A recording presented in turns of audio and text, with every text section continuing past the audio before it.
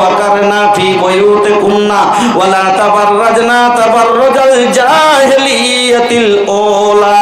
ও আমার গিন্নি রে, আল্লাহ কোরআনে বলেছে তো মহিলারাকে তোরা বাড়ির ভিতরে বেশি থাকার চেষ্টা করবি, বিনা কারণে তোরা বাড়ি থেকে বের হবি না।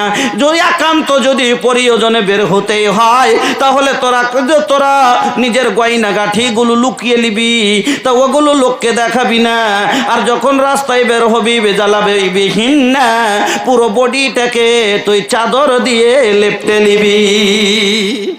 ওকে বলছে যে তুই বাড়ি থেকে বেরিস না, আর বের হতে গেলে সব গয়নাগাঠিগুলোকে ভালো করে ঢেকে নিবি। আর ও বের হয়েছে তখন কি করছে, একবারে যেটা সব থেকে উঁচা গোল্লার চপ্পল, अंग्रेजी स्टाइल में चले हाई हिल के सैंडल बा। দেখেছেন না, লোকের দিকে এতখানি নিচা, গোল্লার দিকে এতখানি উঁচা, হাঁটছে তো খালি বন মুরগির মতন টলমল টলমল করছে।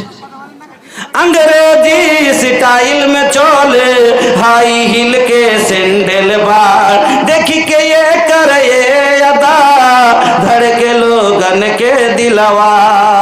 আমার বন্ধুরা, এবার ওই মহিলা যখন ওকে বলছে তুই জেব জিনাত গুলো লুকিয়ে রাখবি, সৌন্দর্য লুকিয়ে যাবি, আর ও যখন বের হচ্ছে তখন ওরে আল্লাহ রে আল্লাহ কিরকম ভাবে বের হচ্ছে। चप्पल है ऊंची हील की और ऊँटनी सी चाल, होठों को कर रही है लिपस्टिक लगा के लाल। चप्पल है ऊंची हील की और ऊँटनी सी चाल, होठों को कर रही है लिपस्टिक लगा के लाल। शौहर के सामने कोई जीनत नहीं रही, फातिमा सी अब कोई औरत नहीं रही। তো দুজনা দুরকম হয়ে গেল, আর কথা মতো চললো না। যখন চলবে না তখন দুজনাতে বন্তি পড়বে না, আর যখন বন্তি পড়বে না তখন এই সংসার ভালোভাবে চলবে না। এই জন্য আল্লাহ রাব্বুল আলামিন বললেন দুজনেই একরকম যদি হয় তাহলে ঠিক আছে। হ্যাঁ, এবার আগে চলুন কি কারণে সংসারে অশান্তিগুলো হয় আপনাকে এবার আমি বোঝাচ্ছি। তাহলে একটা বুঝিয়ে দিলাম যে বিয়ে দেওয়ার সময় দুজনা দেখতে হবে যে একরকম হওয়া দরকার। আমার বন্ধুরা চলেন, এই জন্য আল্লাহ রসুল বললেন কি, অনেক সময় মানুষ টাকার লোভে পড়ে মুলবি সাহেবেরও বিয়ে দিচ্ছে ওই একবারে ওরকম বাড়তে। আল্লাহ কি বললেন যে দুজনা একরকম হওয়া দরকার। একটা লোকের কাছে টাকা হয়েছে, এ ভাইয়া अरे थक गईला का हो, रात के अबले 12 बाजल नहीं खे, रवा लोग के 12 बज गईल।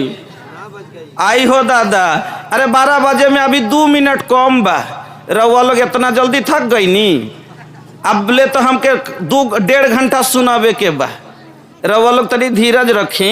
अरे भैया जबले तनी धैर्य धरले काज शुद्ध भजने जागरणे बाड़ी शुद्ध नारी शुद्ध দমনে। কেউ নেই, কাজ করলে ধৈর্য রাখতে হবে।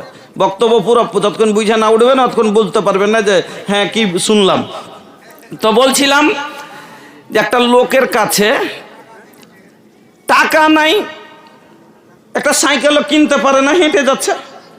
একটা লোকের কাছে টাকা হয়েছে, তো লোকটার এবার ভিতরে একটা আরমান হয়েছে যে আর কতদিন হাঁটবো, এখন আল্লাহ দেশে টাকা পয়সা হয়েছে তো একটা গাড়ি কিনে আরামে যাব। মানুষ যদি না জুটলে মজবুরিতে চলে, এবার জুটছে তো কেন করবে না ভাই, কেন চলবে না। এবার লোকটার পকেটে টাকা হয়েছে, তো একটা গাড়ি নিব বলে বন্ধুদেরকে বলছে যাচ্ছে ভাই একটা গাড়ি নিব মনে করছি, তো কোন গাড়ি নিব, তো কইছে যে একটা কাজ কর গেলে মারলি